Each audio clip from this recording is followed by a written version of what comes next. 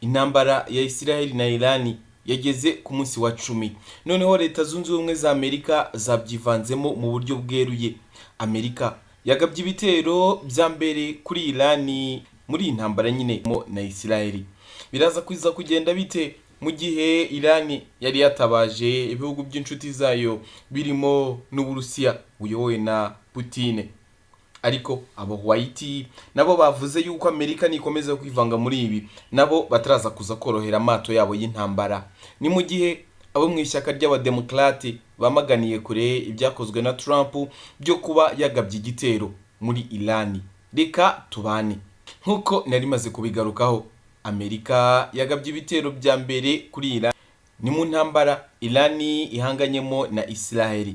Iyi nkuru ikomeza ivuga yuko Amerika itunganya ingufu za kirimbuzi muri Iran bya Natanz, Esfahan na Fordow. Hanyuma bivugwa ko ari cyo gipimo cyari kigoye. Mu ijambo ryatambutse kuri televiziyo y'igihugu, Perezida Trump gisirikare aburira Tehran ayisaba guhita ishaka amahoro cyangwa igahangana n'ibindi bitero bikomeye cyane. Bivugwa ko Amerika yakoresheje ibisasu biremereye bisenya indake byatewe n'indege za B2 n'ibisasu byo mu bwoko bwa cruise missile byiswe Tomahawk. Ibisobanuro birambuye rero bishobora gutangazwa mu nama ibera muri Pantagone nyuma yo kuri iki cyumweru nk'uko inkuru dukesha BBC ivuga. Ibitangazamakuru bya leta ya Iran byemera ko igice cya site ya Fordow cyagabweho igitero n'abanzi, ariko bagabanyije urugero rw'ibyangiritse.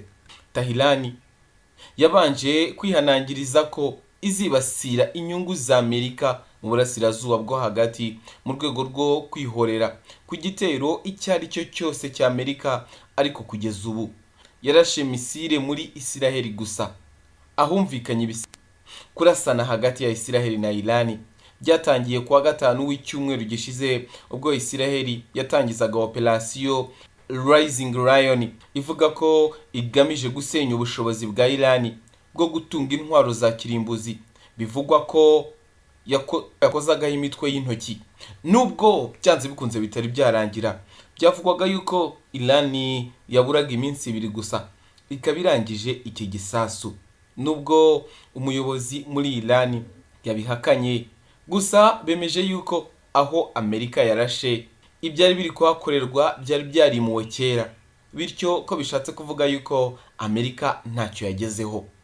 Reka tujye dukomeza tubane kuri uyu muyoboro wa YouTube channel, aho tuzajya tubagezaho amakuru yose agezweho 5 kuri 5.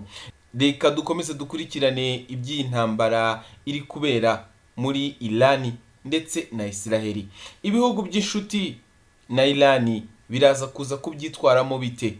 Ese baraza kuza gutabara? Iyi ntambara ishobora kuza kujya ku rundi rwego abantu batakekaga, kuko na Antonio Guterres yavuze yuko ibyo Amerika yakoze ari amakosa akomeye, ko bishobora gutuma intambara ikwira muri iki gice ndetse ikaba yanakwira isi yose. Reka tujye dukomeza tubane.